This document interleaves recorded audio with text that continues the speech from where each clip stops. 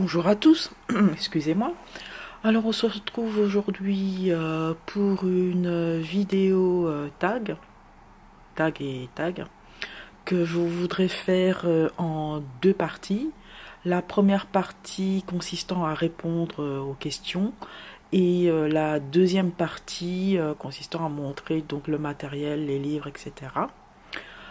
Pour faire cette vidéo, je me suis inspirée de plusieurs tags que j'ai trouvés sur le net, récentes et moins récentes. Je crois que je suis remontée jusque 2015. Et pour faire cette première partie, donc où je répondrai aux questions, donc en même temps je vais colorier dans le Jade Summer 50 Greatest Hits. Je vais peut-être zoomer un peu plus pour que vous voyez un petit peu mieux ce que je compte faire. Voilà, et je voudrais colorier cela avec des polychromos pour changer un peu.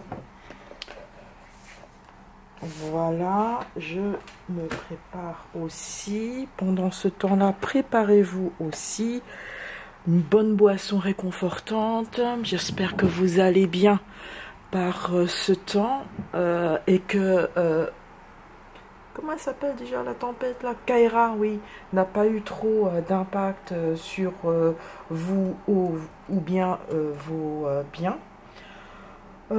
Sinon ici il n'y avait rien de spécial. Mon mari a eu un petit refroidissement. Bon, pour lui c'était on va dire il était à l'agonie, aux frontières de la mort, mais bon, selon le médecin, c'est un petit refroidissement, n'est-ce pas? Bon, ça nous a un peu tenu occupés, hein, comme qui dirait. Bon, alors maintenant que j'ai ma page, je vais prendre mes crayons, mes polychromos, ça j'ai bien. Ok, est-ce que vous voyez bien? Oui, c'est bien en gros plan. Et puis on va attaquer cette première partie du tag où je réponds, on va dire, aux questions. Donc quand je dis tag, ça peut être aussi des FAQ que j'avais trouvé sur d'autres chaînes, mais en fait que ce soit les FAQ ou des tags, en fait ça se regroupe, ça se rejoint, on va dire. Donc voilà. Alors, par où est-ce qu'on va commencer cela? On va commencer par des fleurs. Oui, on va commencer par les fleurs. On va prendre des couleurs et on va attaquer. Je vais lire aussi mon petit papier que j'avais préparé, hein. Sinon je m'en sortirai pas très bien. Alors la première question étant, pourquoi as-tu commencé le coloriage? Alors moi j'ai commencé le coloriage en deux temps. Donc j'ai effectivement commencé en 2006-7, mais bon, je sais que ça avait, je voyais un peu foisonner un peu partout depuis 2015, 2016, des livres de coloriage, crayons, feutres, etc., etc. Et bon, à ce moment-là, ça me disait pas plus que ça en fait. C'est à partir, oui, ça me disait pas plus que ça. Mon mari a dit tiens, pourquoi tu commencerais pas, mais bon, ça me disait pas grand-chose à cette époque-là en fait. Et moi, c'était un peu compliqué pour moi au niveau du boulot. Et du coup, il me fallait quelque chose pour me relaxer en fait. Et la première activité en fait vers lequel je me suis tournée n'était pas vraiment le coloriage, c'était le crochet. Donc ça, le crochet, j'avais commencé en 2015 et j'en ai fait des écharpes, hein, je vous dis pas. J'ai que la famille a eu droit à plein d'écharpes, à des bonnets plus ou moins réussis qui étrangement se perdaient le lendemain. Alors, voilà, bon, il n'y a plus de lumière, c'est aussi comme ça, oui, vous voyez, ok. Et donc voilà, je m'étais mise vraiment, mais c'était vraiment pour l'aspect, on va dire, relaxant. Loin de moi l'idée de faire des œuvres d'art, hein. Surtout que bon, moi c'est pas trop, je suis pas trop douée, on va dire, pour tout ce qui est art loisir ou art ou dessin, des trucs comme ça. C'est pas trop mon, c'est pas moi quoi. On va dire moi et la sensibilité artistique, hein, ça fait deux. Donc je m'étais mise comme ça, sans aucune prétention. C'est vraiment pour l'aspect art-thérapie. Donc je pense que vous pouvez aussi le constater, je fais souvent des aplats parce que bon, j'ai pas envie de me prendre la tête en fait à faire des effets plus que ça d'ombrage et tout ça. Je pourrais les faire si je prenais vraiment mon temps, mais du coup cela n'a plus en fait tout l'aspect relaxant que je recherche en fait dans ce genre d'activité. Voilà. Et pourquoi YouTube? YouTube, en fait, commençons plutôt par le commencement. En fait, ce que moi j'aurais regardé comme chaîne YouTube, ce ne sont pas vraiment les chaînes francophones. Pourquoi? Parce que les chaînes francophones sont essentiellement portées sur tout ce qui est tuto et tout ce qui est, on va dire, technique. Donc, comment utiliser le gelato, comment utiliser les Neocolor 2. C'est vraiment la partie vraiment tutoriel, on va dire, et un peu de haul. Et quand il y a des speed coloring, c'est vraiment les trucs, on va dire, avec des effets de dingue, avec pas mal d'effets d'ombrage, etc. Donc, on va dire que c'est plus technique. Tandis que sur les chaînes anglo-saxonnes, c'est plutôt l'aspect art-thérapie, dans ce sens où ce sont généralement des coloriages au feutre à alcool, des aplats, on va dire, de crayons de couleur, et c'est beaucoup de color and chat, c'est-à-dire il y a les personnes, donc la youtubeuse ou le youtubeur raconte un peu sa journée, comment ça se passe, je sais pas, ça va de comment se passe le déménagement, comment se passe la maladie, parce que bon, voilà, ou comment se passe la journée au boulot, quoi. Et les coloriages sont généralement assez simples, pas vraiment prise de tête comme moi je qualifierais. Et c'est plutôt ce genre de vidéos YouTube que moi je regardais à l'époque, parce qu'il me fallait vraiment que je me vide en fait la tête. Donc voilà, et ce faisant en fait j'avais remarqué que, bon, ce sont toujours en anglais, bon je comprends assez bien quand même l'anglais, mais bon, ça manquait un peu au niveau des chaînes en français ou francophone.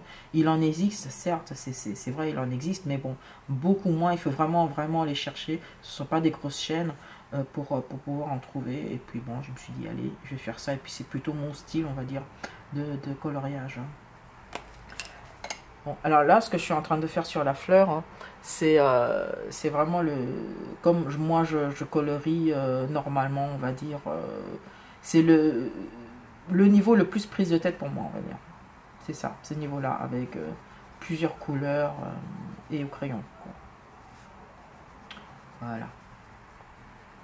Ben, je prendrai peut-être le temps une autre fois pour une autre vidéo de coloriage et papotage, ce qui se passait au bureau. Ben, déjà, plutôt que à quoi ressemble ma vie professionnelle à l'époque, quand je travaillais encore. Ce serait intéressant. Ça, vous aurez une autre facette de moi aussi. Ça, c'est une fleur. Est-ce que j'en ai encore une question? Alors, qu'en pense ton entourage? Alors, mon entourage, déjà, tout le monde n'est pas vraiment au courant. J'en fais pas de la pub autour de moi. Mais, je vais scinder la question en deux, peut-être. Que pense mon entourage sur le fait que je colorie, et que pense mon entourage sur le fait que je poste des vidéos sur YouTube? Alors, sur le fait que je colorie, en fait, c'est tout à fait dans l'indifférence totale. Donc, ils savent que je fais entre autres du coloriage, je fais du tricot, etc. Mais bon, voilà, sans plus, quoi. C'est vraiment, voilà, c'est une marotte comme une autre, hein. La tata, elle est un peu spéciale, et puis voilà. Oh, je crois qu'il m'a refilé son rhume, je sais pas quoi. Allez. Donc mon entourage s'en fiche éperdument. Ma mère, elle sait que je colorie aussi. Bon voilà, elle s'en fiche aussi. Ce qui l'intéresse plus, c'est ce que je peux faire en tricot et crochet. Comme ça, elle peut me piquer. Hein. Et quant à mon mari et mon fils, bon, ils s'en fichent aussi. Voilà. C'est un passe-temps pour eux. Et puis voilà, sans plus quoi. Au niveau de YouTube, donc il n'y a que mon mari et mon fils qui sont au courant. D'ailleurs, by the way, mon mari n'est pas abonné à ma chaîne, hein, pour vous dire. Mon fils est abonné, mais il ne regarde pas mes vidéos, hein, pour vous dire aussi. Donc, il faut dire que c'est vraiment dans l'indifférence. J'en ai pas parlé plus que ça au niveau de mon entourage, parce que bon, je crois que tout le monde s'en fiche, donc il n'y a pas besoin, quoi. Puis bon, ça évite aussi de répondre aussi à pas mal de questions. Pourquoi est-ce que tu recommences pas à travailler, tu perds ton temps, etc. Voilà. Ensuite, prochaine question. Ah oui, et pourquoi YouTube? Parce que j'avais envie de partager au moins avec une communauté qui, elle, s'intéresse au coloriage, hein, vu que mon entourage, bah, il s'en fiche quand même pas mal. Voilà.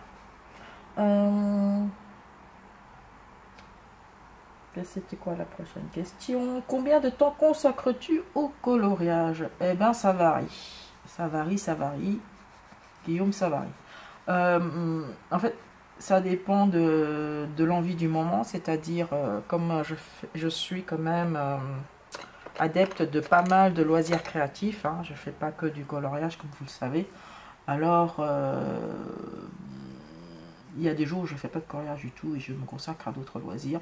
Mais si on regarde le temps consacré aux loisirs créatifs en général, c'est entre 2 et 4 heures. Généralement le soir, pas la journée, hein, le soir devant le film du soir qui commence.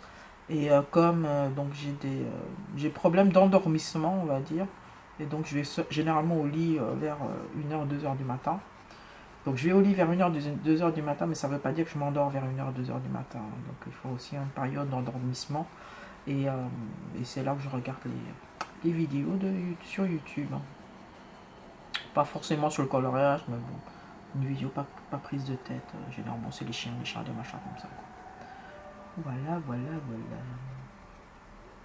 Bon, ici c'est un peu raté. Mais bon, voilà, ça c'est moi, quoi. Donc je suis pas trop appliqué là non plus. Et puis bon, parler, dessiner, décolorer en même temps, c'est pas évident pour moi. Bon, voilà, voilà. Donc entre 2 et 4 heures par jour. Voilà, coloriage ou loisirs créatifs.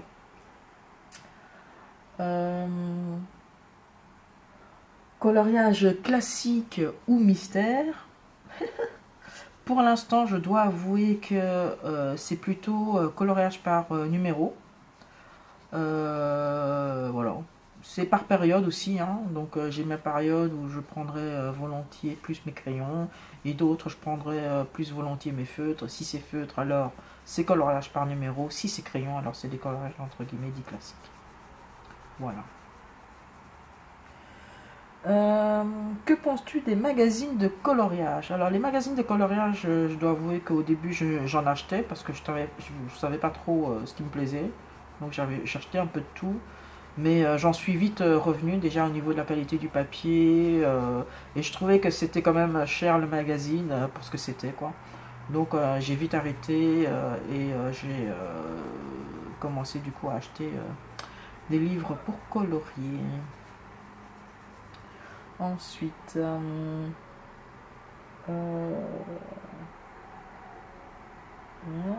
les auteurs, donc ce n'est pas ton style. Ouf.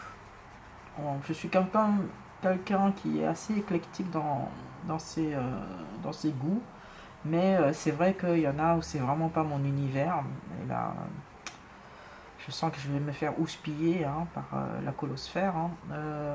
Je dois avouer que Anna Carlson, c'est pas mon univers. Pourtant, on en voit beaucoup circuler du Anna Carlson. Du Clara Markova aussi, c'est pas mon univers. Ouais, donc voilà, je vais me faire houspiller de chez houspiller. Et Mili Marotta. Mili Marotta non plus, c'est pas ma tasse de thé non plus, avec des animaux avec plein des doodling machin à l'intérieur, j'aime pas trop en fait. C'est idem pour les blocs Disney par exemple où il y a plein de zigouigouis en fait dans le personnage principal, bah ça j'aime pas non plus quoi.